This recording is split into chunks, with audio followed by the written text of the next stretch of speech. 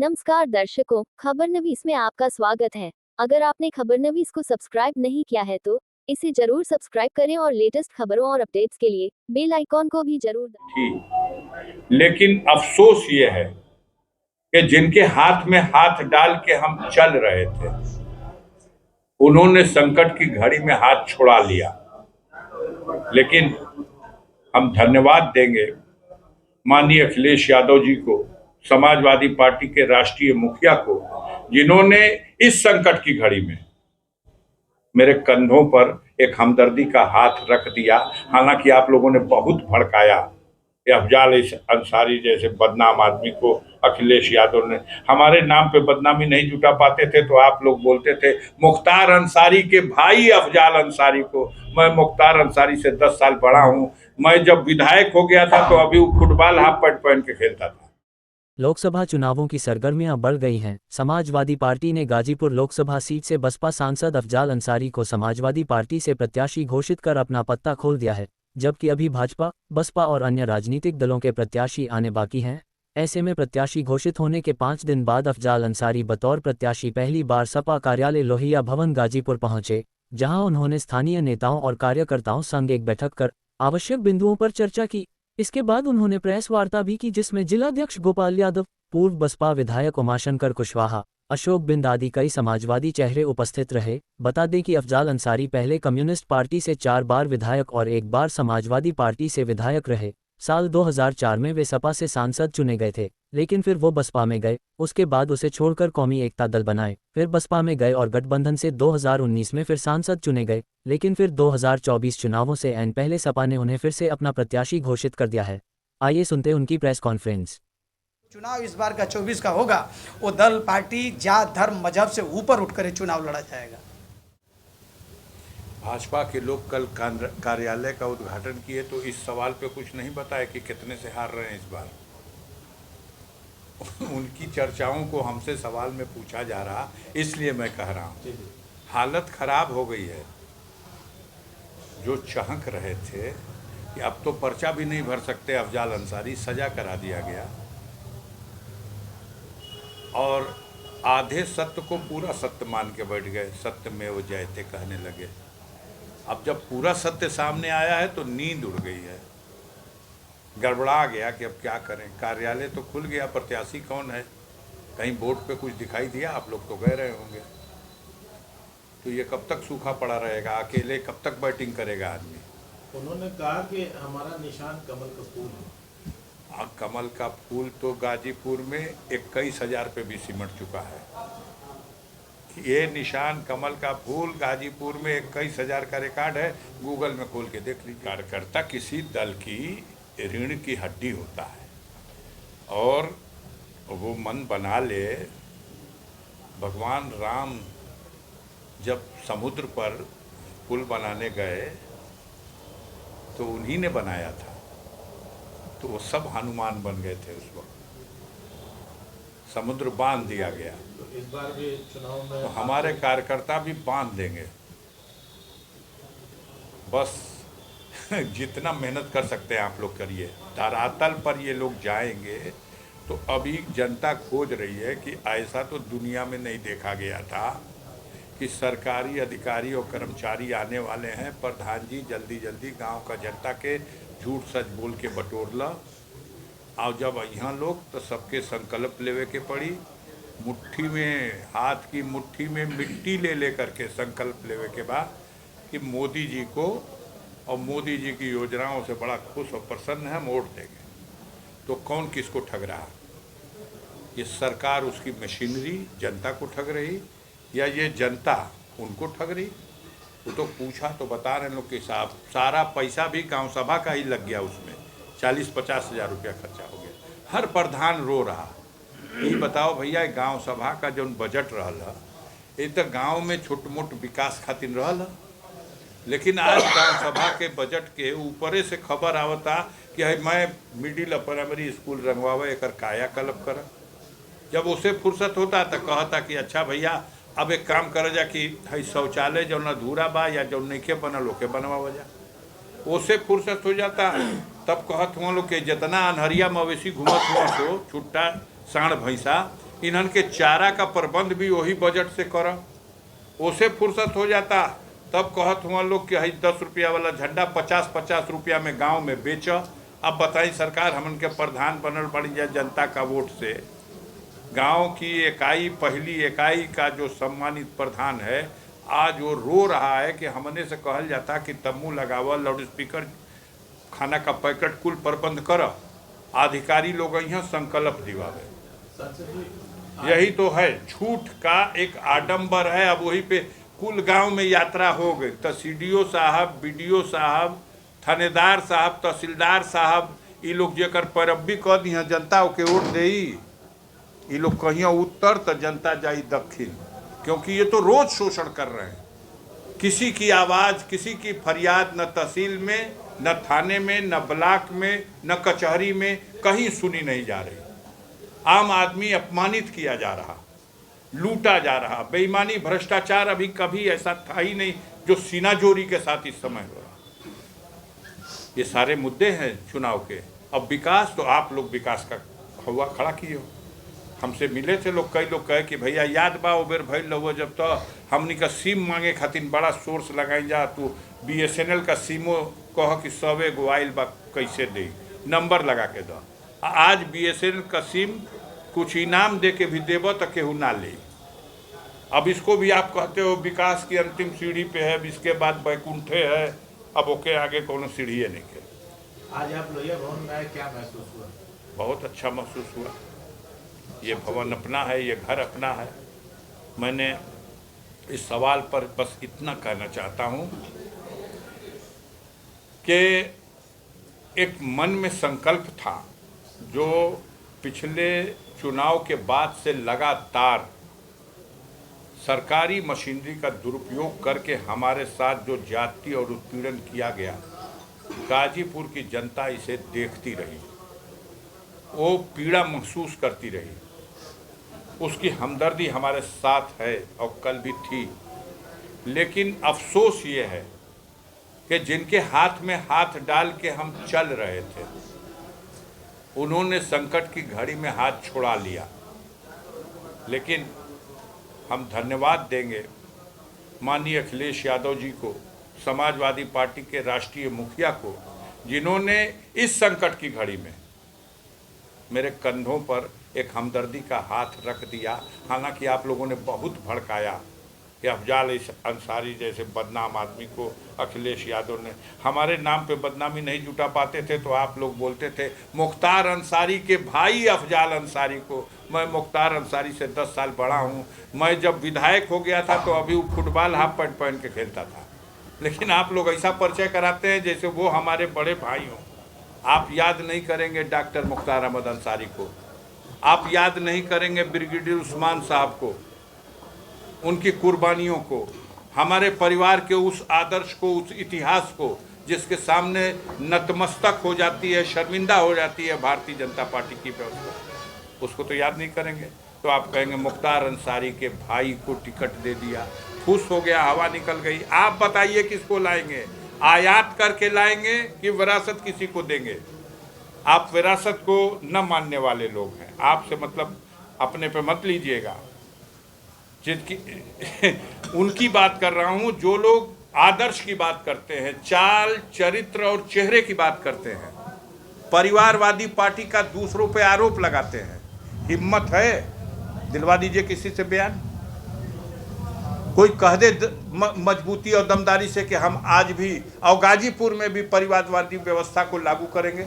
उधर से कोई तगड़ा कैंडिडेट पुराना आ गया, तगड़ा खोजा जा रहा, तगड़ा खोजा जा रहा। तगड़े में भी मामला पुराना जो कह रहे हैं आने दीजिए, हम इंतजार कर रहे हैं। हम तो कह रहे हैं कि मैदान खाली है, मज़ा नहीं आ रहा है, आ जाते लोग तो शुरू किया जाए। सांसद जी, अभी अपने कार्यकर्ताओं को हनुमान कहा, तो आपके जो हनुमान है वो जय श्री राम से कैसे मुकाबला कर पाएंगे?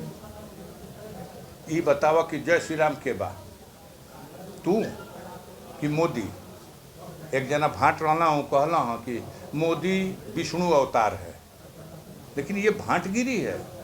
पहले बड़ा बड़ा राजन का दरबार में होत रहना, तो बाबू का मोछ देखो, गदहा का पोछ, ये गाँव सो, तो वो अगर है तो बात और है।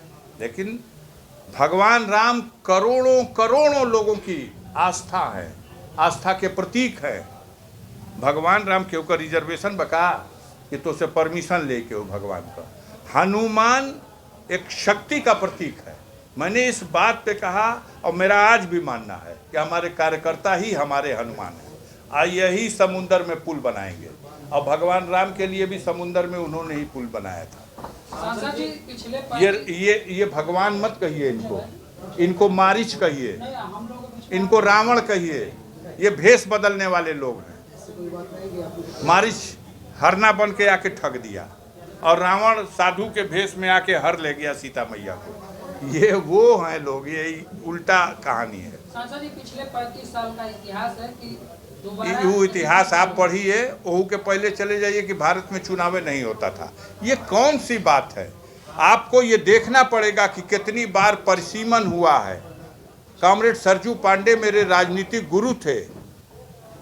4 बार वो सांसद रहे, 4 बार गाजीपुर से रहे, लेकिन 2 बार हाउस सीट पे रहे जेमें बलिया रसड़ा थी, और 2 बार ए सीट पे रहे जेमें गाजीपुर और जमनियाबाद। तो ये कौन सी बात है? ये तो कोई बात नहीं है। आप उस इतिहास को देके तसल्ली दे दीजिए एलजी साहब को, घबरा मत, दूसरा बेर ना जीत पाइयो, सूत जा का हर जाबा। सांसद जी, हाँ, आज रितेश पांडे जो बसपा में आपके साथ सांसद थे अम्बेडकर नगर से, वो इस्तीफा देके बीजेपी ज्वाइन किए। क्या ऐसे में मायावती जी का एक ट्वीट आया है, जो लोग भी पार्टी छोड़ के दूसरे दलों में जा रहे हैं, उन्होंने ये कहा है कि जनता इनका आकलन करेगी। बिल्कुल ये ठीक कहा उन्होंने, लेकिन उन्होंने ये बात तब कही है, आप ही बता रहे हो कि रितेश पांडे के जाने के बाद। हमारे लिए कुछ कही हो तो बताइएगा, उस दिन सवाल पूछिएगा। आप लोग जबरदस्ती बतिया रहे हैं। क्यों नहीं भाजपा बतिया रहे हैं? क्यों नहीं भाजपा बतिया रहे हैं? जाइए नहीं, यहाँ बस्ती में पूछ लीजिए लोगों को, एक बयान नहीं आया। अब आप बरियाई से आज निकलवाई दो, आपको करें जाइए निकलवा दीजिए। कुछ तो नहीं है, आप कर पाए, सब लिख लिए मुख्तार के भाई है और ये कर दिए और वो कर दिए। देखिए ऊपर वाला मदद कर रहा है। लोग समझते थे कुछ हो गया, कुछ तूफान कर रहा था मेरे अज़्म का तवाफ, और दुनिया समझ रही थी कि कश्ती भंवर में है। लोग समझ रहे थे कि डूब गए, बस अब सजा हो गई, जेल चले गए, काम खत्म, अब कोई है मुकाबला करने वाला नहीं। अनाथ हो गया गाजीपुर का गरीब और कमजोर।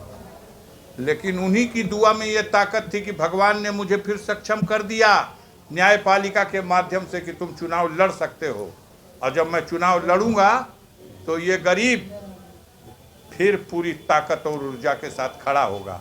वो किसी भी बड़ी से बड़ी ताकत के सामने झुकने वाला नहीं है। सांसद जी, एक सवाल ये उठ रहा है इस समय कि आज समाजवादी पार्टी से कांग्रेस का अलायंस हो गया है। ऐसे में अजय राज सारे कंट्रोवर्सी वाले टॉपिक पूछने से क्या फ़ायदा? आप बताइए, यहाँ कोई कैंडिडेट का विवाद है नहीं, समझौता हो गया तो यहाँ जो ये कोई, हम लोग राष्ट्रीय स्तर के तो नेता नहीं हैं। अब आप इस सवाल को कंट्रोवर्सी में डाल के अफजल अंसारी ये कहे तो फिर उनसे पूछिए कि अब आप बताइए आप क्या कह रहे हैं। हम क्यों इस सवाल पे बोले? आप क्यों इस सवाल पे इंटरेस्टेड हो? कितना आपको कहा गया है कि कितना डीप में जाओ? लाख परेशान हो जाइएगा। आपका संचालन करने वाले, इन गोडी मीडिया का संचालन करने वाले उन धन्ना सेठों को, उनकी तिजोरियां खाली हो गई पिछली बार भी गाजीपुर में, और इस बार भी तिजोरी खाली हो जाएगी। जनता उस तिजोरी की दौलत को मिट्टी में मिला देगी, लेकिन यहाँ रिजल्ट भाजपा के पक्ष में नहीं आ सकता।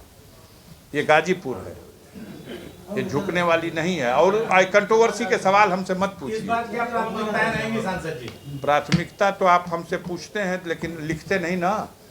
हम आपसे बताना चाहते हैं, लिखिए 198 किलोमीटर, लाओ लिखो, 198 किलोमीटर पीएमजीएसवाई योजना के अंतर्गत अफजाल अंसारी सांसद गाजीपुर ने अपने लोकसभा क्षेत्र में 2020 से और 2023 के मध्य ये वो सारी सड़कें हैं जिस पर 268 करोड़ 34 लाख रुपया व्यय करके इन्हें कंप्लीट कराया है।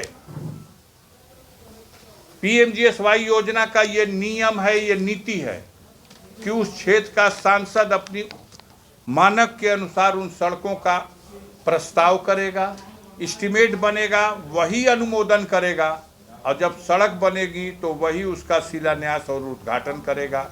ये वो सड़कें हैं। 3 बार के कार्यकाल में भी अगर सिन्हा जी ने 150 किलो, इसकी आधे किलोमीटर भी सड़क बना दी हो गाजीपुर में, पीएमजीएसवाई आज से नहीं है, ये पूरे भारत में ग्राम विकास मंत्रालय भारत सरकार के द्वारा संचालित है, तब इसका उत्तर आप देंगे कि ये तो भारत सरकार का ही पैसा है। तो जो गंगा पे पुलवा बना था केहू का नाना का घर का पैसा बा, वो भी भारत सरकार का पैसा है। आप मंत्री के पद बैठे हो, उस पैसे का इस्तेमाल कर। मैं एमपी के पद पर बैठा हूं, मेरे प्रस्ताव पे ये योजना पास हो रही है, इसको आप छापेंगे? है हिम्मत कि कोई छाप दे? मीडिया, गोदी मीडिया, बर्खास्त हो जाइएगा, घर चले जाइएगा। ये 38 सड़कें हैं, 10-10 किलोमीटर, 12-12 किलोमीटर, और ये 23-24 के लिए ये 24 सड़कों की और लिस्ट है जो गाजीपुर लोकसभा क्षेत्र में ये सड़कें अफजाल अंसारी के द्वारा पीएमजीएसवाई योजना में प्रस्तावित है, अनुमोदित है। इसका बजट आना है, ये बजट आ गया, कार्य हो गया। 26 नंबर पे अभी कार्य अधूरा है, जो सैदपुर से देवचंदपुर वाली है, बाकी सारे कार्य पूर्ण है। घूम लीजिए गाजीपुर जिले में, एक भी कोई अगर 19-20 हो हमसे पूछ लीजिएगा। चर्चाएं हैं कि जिनको आपने हराया वो पिछले कार्यकाल में 20,000 करोड़ से ज्यादा की परियोजना गाजीपुर में लाए, और आप 193.30 करोड़ की परियोजनाओं से कैसे? बहुत सी चीज़ें हैं जिसका जवाब अलग अलग लोग देते हैं। केजरीवाल साहब जो मुख्यमंत्री दिल्ली के हैं, दिल्ली के मुख्यमंत्री केजरीवाल साहब अभी आप लोगों को संबोधित करते हुए बोले कि 3 दिन के लिए ईडी और सीबीआई का अधिकार और चार्ज हमें दे दो, भारतीय जनता पार्टी के 80% नेता भ्रष्टाचारी हैं, सब जेल चले जाएंगे। आप बताइए, मैं भारतीय रेल का मंत्री था, मैं मंत्रालय में था, एक संसद सदस्य के हैसियत से हमारे बगल में सांसद हैं, है ना, बलिया में, सलेमपुर में सांसद हैं, चंदौली में तो मंत्री हैं, जाइए उनका भी जोड़ लीजिए, मिर्जापुर को जोड़ लीजिए, किसी को भी जोड़ लीजिए। पीएमजीएसवाई की इतनी सड़कें किसी के क्षेत्र में आई हो और काम हुआ हो? मैं विपक्षी हूँ, लेकिन ये सड़कें मेरे अधिकार में था, मैं प्रस्ताव कर सकता था, मैंने प्रस्ताव किया और इस पर एस्टीमेट बना और इस पर भारत सरकार ने बजट दिया। लेकिन ये 268 करोड़ रुपए की है, और जो बाद वाली है जिसको प्रस्तावित किया है, जिस पे अभी रुका हुआ है, ये 198 किलोमीटर है, और जो ये प्रस्तावित है जिस पे अभी बजट नहीं आया, ये 193 किलोमीटर है। 200-400 किलोमीटर लगभग सड़क गाजीपुर में, इसकी उपलब्धि को कोई काउंट करेगा? तब तो चौराहे पे का कहना है, ये जनता जानती है कि क्या किया है। गरीबों के मान सम्मान और उनके हक अधिकार की लड़ाई लड़ा है, उसकी रक्षा की है। इन सारी बातों को लेकर आप जनता के बीच में जा रहे हैं। जनता तो खुद स्वागत कर रही है कि अरे भैया तोहरा पे जो बीतत रहा जुलूम अत्याचार, हमन का रोवत रही जा, आ तू आव, कैसहू लड़े जोग हो जा मुकदमा लड़के कैसहू आर्डर कराव। हमारा जब आर्डर हो गया तो गरीब ने स्वागत किया इसका कि अब लड़े जोग हो गई ना, अब जाके लड़े के बाद आओ अपन गठरी लेके। ये लोग अटैची के बल पे लड़ेंगे, आपके बल पे लड़ेंगे, सरकार के बल पे लड़ेंगे, प्रशासन के तंत्र के बल पे लड़ेंगे, और मैं गरीब जनता और अपने उस हनुमान कार्यकर्ताओं के बल पे लड़ूंगा।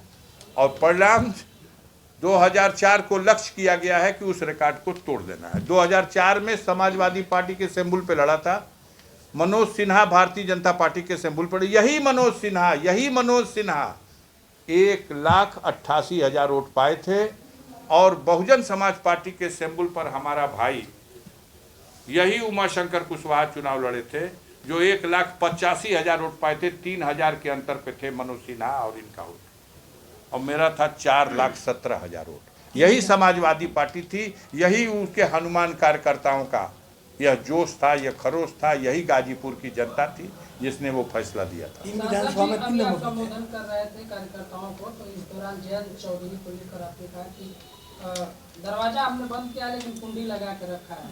हमने कहा कि ये बात भाजपा के लोग बिहार में कह रहे हैं कि दरवाजा नीतीश के लिए बंद किया गया था लेकिन कुंडी नहीं लगाया था, इसलिए खोल के आ गए।